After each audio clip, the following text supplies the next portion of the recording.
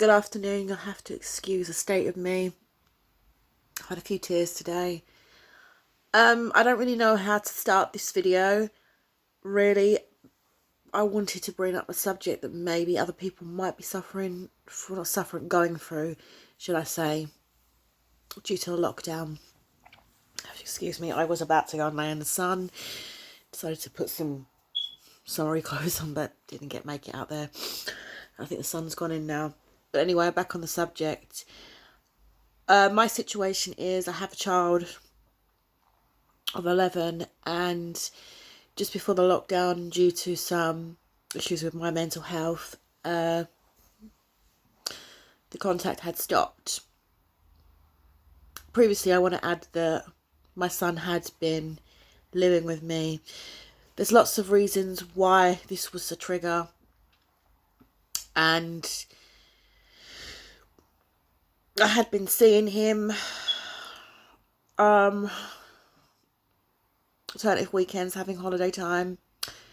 He'd been living me up until around October. I don't want to get into the ins and outs of it because obviously I don't know legally, if I'm allowed to really talk about it. But I just wanted to give a message to any parents out there maybe in a similar situation, that it is hard to keep yourself together and not have any wobblers, which ends up being the reason why you don't have the contact. But we all know, or a lot of us know, that sometimes it's unfair, and I'm not criticising social services, but on my part they've been quite influenced by the father, and there is a history of alcohol abuse with him, and a lot of excuses have been made for him. There is a lot to my story, but I just want to get across, without telling my life story, that the lead up to this, I was gradually being more and more isolated from my son, which I do feel that it was really under parental alienation, which is a form of child abuse. And I was just uploading this as a start to put a voice out there for other people in a similar situation. If any questions that want to be asked, I don't mind answering. And I get to a point now where I can talk about it without crying. Well, talking now, obviously I have been crying today. That's why the state of me. But I thought it was good to just show, myself not made up and like this, and actually be realistic. I've had one hell of a 6 months. Well, 7 really. It's been absolute hell. And I was diagnosed with UPD 3 years ago. I've never actually had any support for it. It's been left untreated in a way, and not really been given the chance. And now as I'm talking that, I'm getting quite upset. Like I said, there's a lot to my situation and the story. I'm not claiming to be an angel or be perfect, but also my son, has ADHD and is on the autistic spectrum. And I just would like to put this out for any parents who might be going through something similar at the moment. Obviously, contact centres are closed. There's no way even having some sort of form of, to start things off, supervised contact, which I felt was quite unreasonable with the situation. I'm not saying that I didn't do anything or say anything that wasn't of a concern, but it was just through my frustration, lack of support through my mental health, about my mental health, should I say. And I would just want to open this up for anybody that maybe want to talk about maybe something similar they're going through. I'm really sorry breaking down while doing this. I'd say the last 2 months I have been up and down. I've been don't even know how to put it into words. I have felt sometimes just literally just ending it. The more time that goes by I have from my son, I become scared that, he's being worked on and groomed. If I say anything, then I'm being vindictive. It doesn't feel like, Kafka's really listened to the guardian for the child, really take anything bold that I say. And there is a stigma to especially mothers with mental health issues, but it doesn't make us all dangerous or crazy or mad. Yes, I say, and I've done things of concern. I'm completely honest that I'm far from perfect. But if, I just want to be here for anybody in a similar situation, maybe share some advice with each other, to give support. I don't really know what else to say. Like I said, this video is not me going into big detail, but I just wanted to put it out there because I'm sure there's lots of mums and dads in a very similar situation, and it is so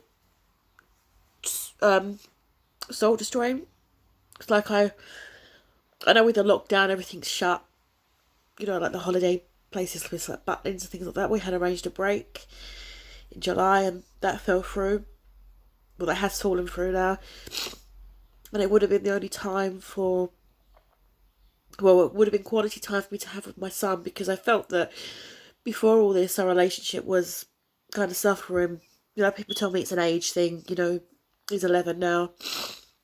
But, I'd say the last couple of months, the longer I've had not going to see him, I've had not seeing him, that he's become more hostile. It's not like the child that I know. I wonder sometimes if it's my paranoia or if it's an age thing. I don't really feel that I'm listened to by anybody. It's, at the moment all of this is going through court proceedings. And like I said, there's a lot to the story. It's not saying I'm an angel and I'm perfect, but I have been treated very unfairly. But my concern is my son, and that he's being, taught to be so cold and hostile.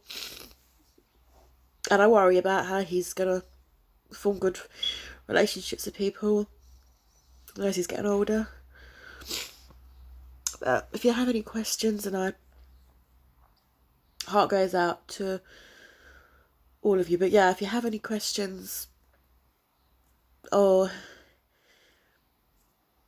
you want to message me or share some experiences or some advice, feel free to. Alright, like I said, I apologise for the state of my face, and I just wanted to put that out there about how hard it is, and I wanted to be honest and make this as real as possible. I'm probably going to get a lot of criticism, I know.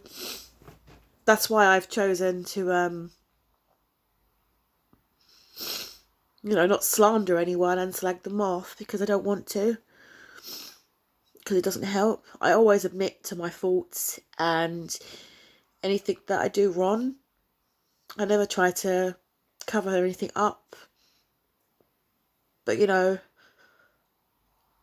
you see, like when you go out, you see people with their children or families together, and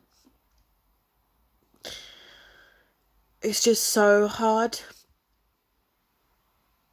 I mean, I might text my son, he might text me a few days later or something. I saw him the other week briefly for his birthday. His father dropped him. I was able to get him some stuff, which was nice. But then it just goes cold again, and you try to talk to a social worker, and